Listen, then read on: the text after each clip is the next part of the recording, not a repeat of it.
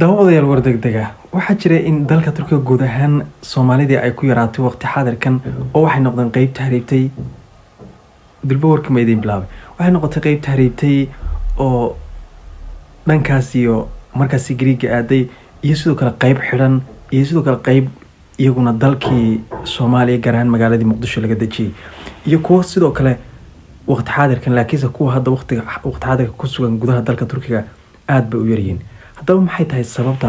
dadyoogii Soomaalidu ay waqti xaadirkan u yaraadeen waxaa jirta in jeelasha dalka Turkiga qaybo kamid ah gaar ahaan dhankaas iyo Izmir ay buux dhaafiyeen kumanaan dad Soomaali ah oo jinsiyada kale intay sheegteen ilaa hadda waqti xaadirkan xiran oo qaar ba hal sano xiran qaar ba laba bilood qaar ba 3 bilood oo waxa ku jira dad waaweyn baa ku jira caruur baa ku jirta iyo sidoo kale dhalinyaro ayaa ku jirta guud ahaan dadkaasi waxa laga yaabaa si ay uga badbaadaan tarxiilka dalka Soomaaliya inay sheegtaan jinsiyada kale sida Yemen iyo sidoo kale Latiyaan walow waqti xaadirkan la isku fahmay jinsiyadahaas oo qofka markiiba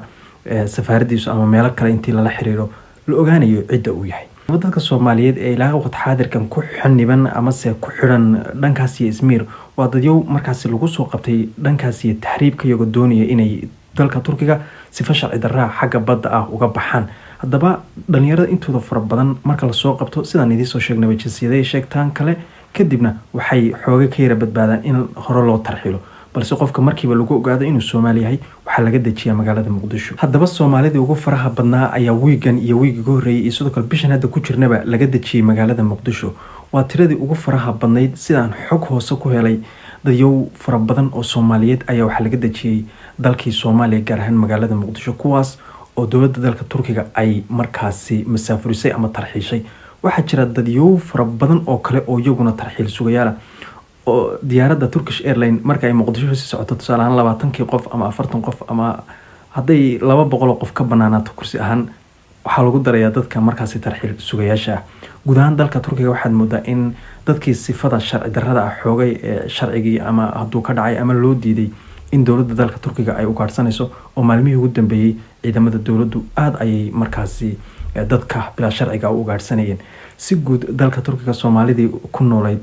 in dhaweyd ka hadalkooda way ugu yaraan laakiinse waxay u kala baxsatay meelo kala duwan marka wixii waxbaaray sidoo kale warbixin baa jiri doonta aan dhawaan idinla wadaagi doono oo ku saabsan dadyooga faraha badan ee Soomaaliyeed ee dalka Turkiga yimi meesha ay kala aadeen iyo sidoo kale warbixino intan ka dhaadheer dib ayaan halkan ugu baahin doonaa hadii rabbi qadar bal muuqaalkan si share gare ma jira adiga dadyo ka xiran dadyo laga tarxiilay iyo sidoo kale dadyo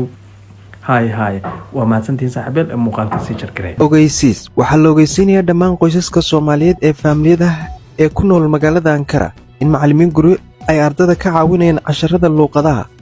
ardayda waxa loogu tagayaa guriyaha cidii u baahan casharadana waxa qayb kamid ah loogu dhigayaa hab online waa hadii ay rabaan maadooyinka ay bixinayaan macallimiinta Soomaaliyeed ee ku sugan gudaha dalka Turkiga gaar ahaan magaalada Ankara waxa kamid ah